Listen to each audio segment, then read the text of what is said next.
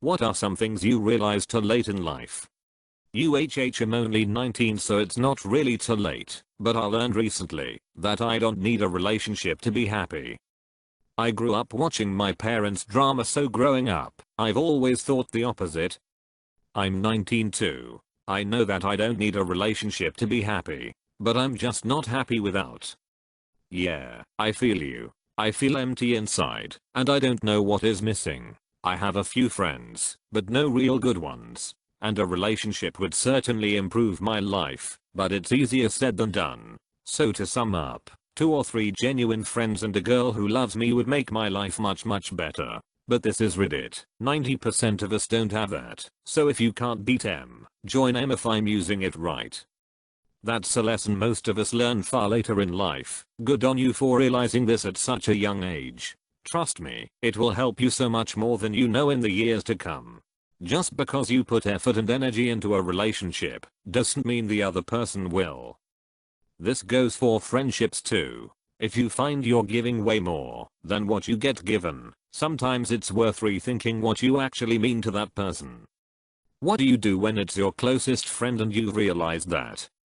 I had to drop my best friend exactly like this. We were really tight for 12 years and stood by each other through everything. We really were family. But eventually I just wasn't a priority to him anymore, and it got to that point where he didn't know anything about my life anymore. It simply couldn't be called a friendship anymore.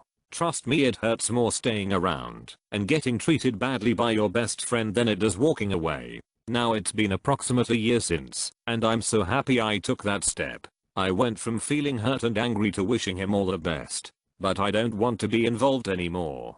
I thought people didn't like me because I was nerdy and all. Turns out the problem was that I never gave them a chance because I assumed they wouldn't like me.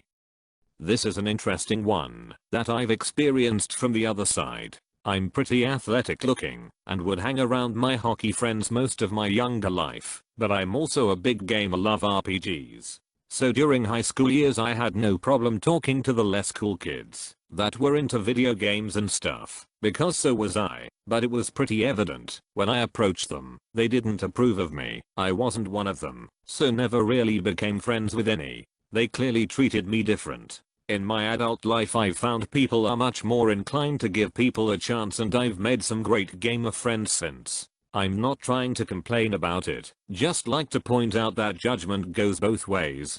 Being a lawyer is a horrible job. Thousands of $ in uni fees and years of university just to sit behind a desk all day and try to fix everyone's fuck ups. I studied law in my late 20s because I thought I was wasting my life by doing something I loved but wasn't as lucrative as law. Now I make the big bucks but hate myself for it. Hey there, use that big bucks to get experience to love yourself now. Most people and jobs will give you a lot of CR for having a law degree, even if what you love isn't related to law at all. Same thing with an MD. I think this is very subjective. I'm a lawyer and I love my job. I would just say that people need to do their research and find out more about what the job actually entails before sinking money into their studies. I was so afraid of failing that I stopped trying. I know now it's okay to be afraid, but it's no excuse to give up. I'm 28 years old and just finished my first quarter of college with all A's. When I saw my grades I cried for a long time because I realized the biggest thing holding me back was me. It took time and a lot of therapy for me to get here, but that's okay. Everyone grows at a different pace. This is so relatable I want to cry. I believe anything worth doing is worth doing badly. For instance, here's me running a marathon really badly. I will be better next year. I'm 27 and I'm afraid to go to school. Are you a beef artist or a beef artist? Either way, congrats on being the largest one and on the good grades. Don't set yourself on fire to keep others warm. I figured this out when I was about 25. Be generous and help people out, but never leave yourself short doing it. And know that when you are the one who needs help, very few people in your life will leave themselves short to help you out. I basically came to the same conclusion, but from the opposite end. I've always believed put yourself first. Focus on your own happiness, and the rest will work itself out, and so on. And now I'm trying to change that outlook by being less selfish and putting others first. Dude, you just blew my mind. I thought this was a joke at first, then I fully read it. Thought it was a subtle pun too, but really, never overpush oneself just to keep others happy at your own expense. That expecting others to act how you would in that situation does not work. Yes, the older you get, the more important it is to understand this, especially in respect to your subordinates and personal relationships. You realize how people are, how they act, how their character is, what actions and decisions they take, and what they are and are not capable of. I don't mean this in a negative way. You learn to work with that. It's incorrect to expect they will act exactly as you would. You're either perfect, or you're not me.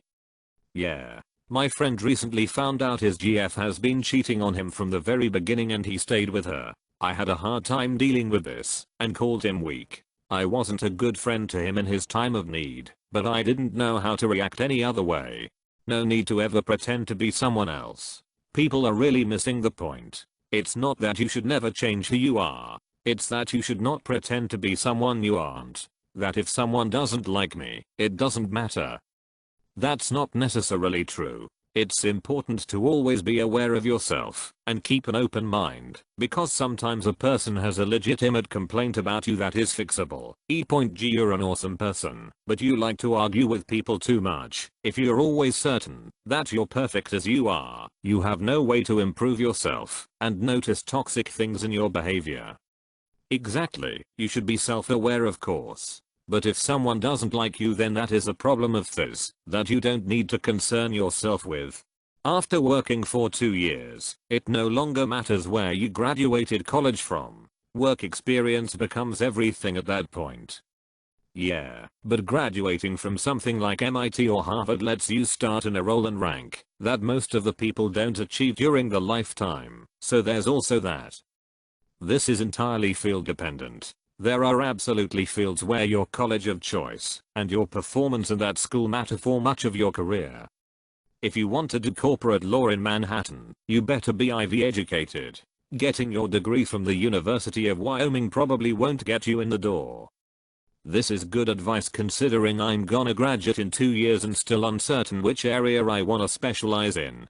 Don't try to hang on to a toxic friendship just because of your history.